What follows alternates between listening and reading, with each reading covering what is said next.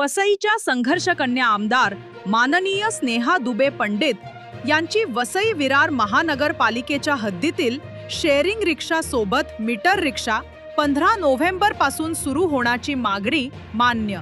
वसई विरार महानगरपालिकेच्या हद्दीतील वाढत्या लोकसंख्येमुळे आणि अपुऱ्या सार्वजनिक वाहन व्यवस्थेमुळे येथील नागरिकांना दैनंदिन प्रवासासाठी रिक्षावर अवलंबून राहावे लागत आहे।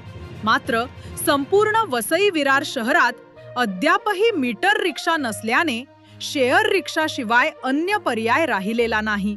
त्यातच शेअर रिक्षा सेवेच्या मनमानी भाडे आकारणे तसेच फक्त मुख्य रस्त्यावर शेअर रिक्षा चालणे यामुळे वयोवृद्ध नागरिक, महिला, विद्यार्थी यांना वसाहतीतील आतील भागामध्ये जाण्यासाठी पायी चालत जावे लागते। बऱ्याच वेळा सामानासह पायी चालत जाणे नागरिकांना अडचणीचे होत असते। मीटर रिक्षाच्या समस्येबरोबरच शहरामध्ये वाहनांची पार्किंगची व्यवस्था नसल्याने नागरिकांना प्रचंड त्रास सहन करावा लागत असून वसई, नालासोपारा, विरार या स्थानकांच्या बाहेरच्या भागात प्रचंड वाहतूक कोंडी निर्माण होत आहे।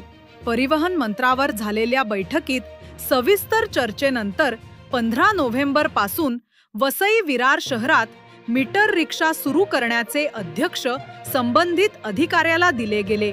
या संदर्भात आमदार सौ स्नेहा दुबे पंडित यांच्या मागणीनुसार माननीय परिवहन मंत्री श्री प्रताप सरनाईक साहेब यांनी मंत्रालयामध्ये एक बैठक आयोजित केली होती। या चर्चेअंती परिवहन मंत्री यांनी 15 नोव्हेंबर पासून वसई विरार शहरांमध्ये मीटर रिक्षा सुरू करण्याचे आदेश संबंधित अधिकाऱ्यांना दिले। पार्किंगची व्यवस्था करण्याचे व वसईतील एसटी महामंडळाच्या जागेत पीपीपी तत्वावर विकास करून त्या ठिकाणी वाहनतळ व इतर सोयी सुविधा उपलब्ध करून देण्यासाठी डिसेंबर अखेर पूर्व त्याचा आराखडा सादर करण्याचे आदेश संबंधित अधिकाऱ्यांनी दिले।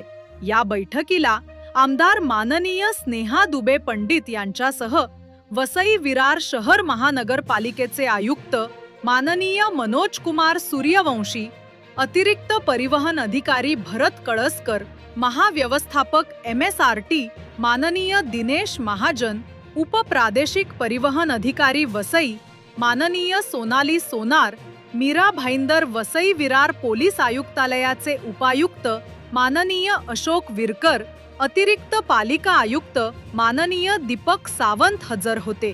वार्ताहर इंडिया न्यूज 28 साठी प्रणय प्रभाकर पाटील, पालघर जिल्हा ब्युरो चीफची रिपोर्ट।